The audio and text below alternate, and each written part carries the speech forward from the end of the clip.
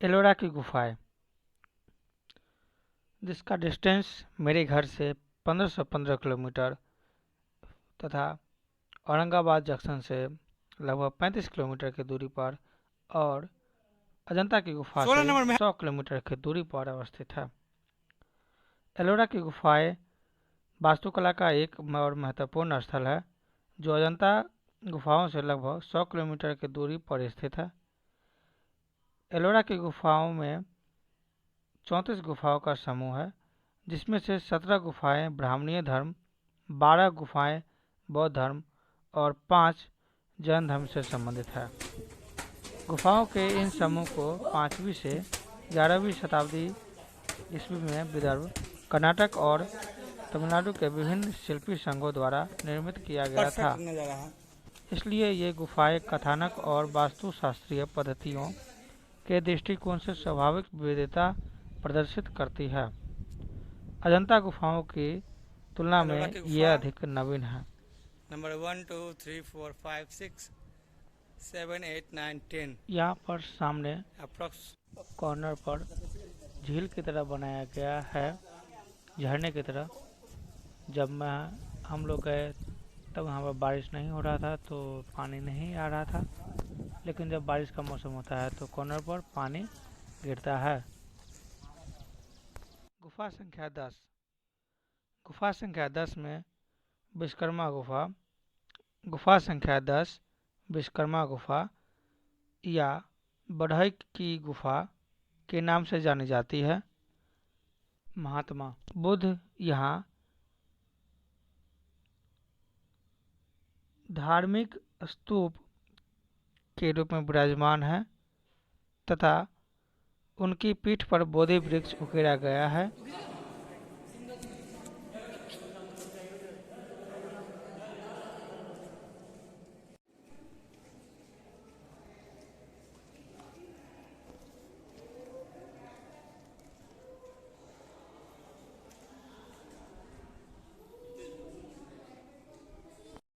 यहाँ से हम लोग गुफा नंबर 1 की ओर जा रहे हैं तथा जाते जाते कई गुफाओं को हम लोग अंदर कभी गए ही नहीं क्योंकि क्या तुम शाम लोग होने आ वाला रहे था। हो? गुफा संख्या 12, जिसे तीन ताल के नाम से जाना जाता है, एलोरा की सबसे बड़ी मठवासीय गुफा है। यह गुफा 3 मंजिला बौद्ध गुफा है। यहाँ का एक पैनल 7 मानुषी बुद्धों की एक पंक्ति दर्शाता है।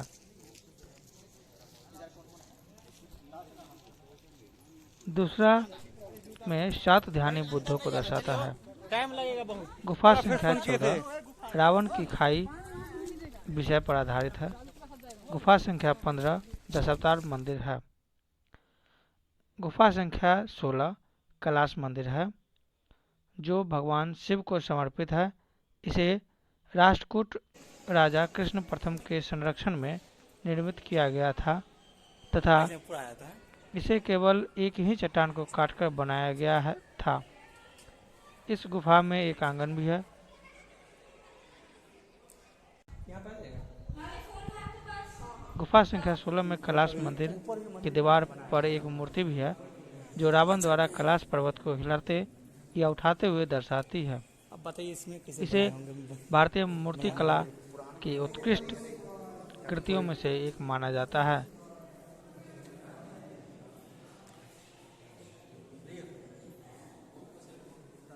तथा इसमें भगवान शिव का शिवलिंग बहुत बड़ा ही बनाया गया है, कौन सा तो मंदिर है? उसे हम लोग दर्शन करेंगे।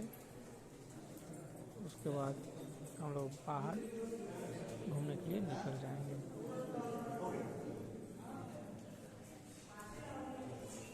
ये दे देते हैं।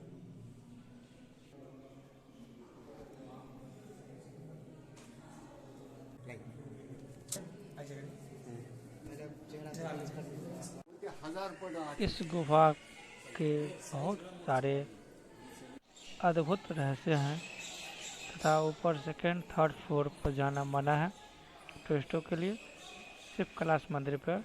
और बहुत सारे गुफाएं हैं जहां सभी लोगों को जाना मना है।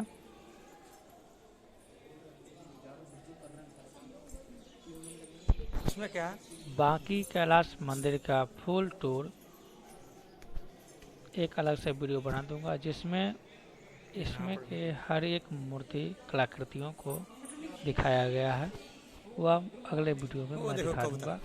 कबूतर के लिए अभी भी एक घर सिर्फ बना दिया है ज़्यादातर पहले सभी गुफाओं के बारे ना। में आज जो के ज़माने क्वेश्चन में पूछे जाते हैं मर मर के पिघला वो देता है। क्वेश्चन लाइक मैं बता दूंगा।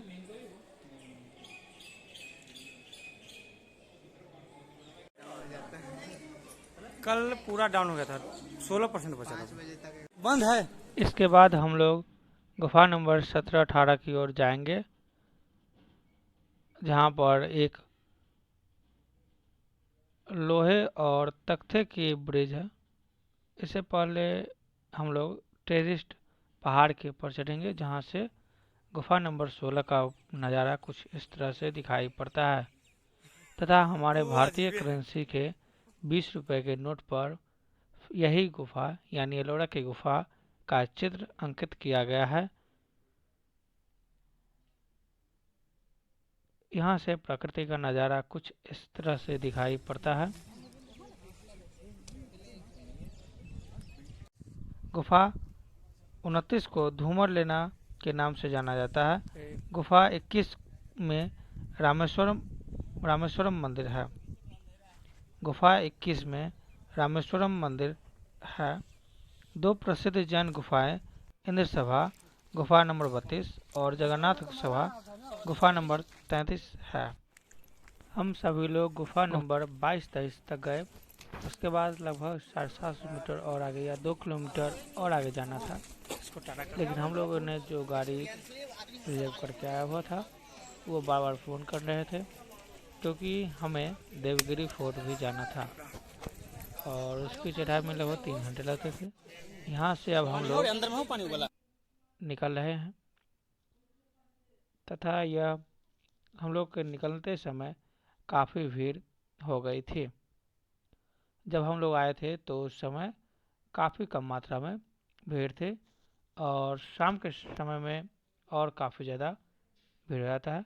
हम लोग अब निकल चुके हैं, तथा थोड़ा बहुत फ़ोटोशूट तो काफ़ी बहुत हो गया। यहाँ पर भी फ़ोटोशूट होने के बाद हम लोग देवगिरी फोर्ट पर निकल जाएंगे, और उससे होते हुए फिर औरंगाबाद जंक्शन पर पहुँच का बहुत बहुत धन्यवाद।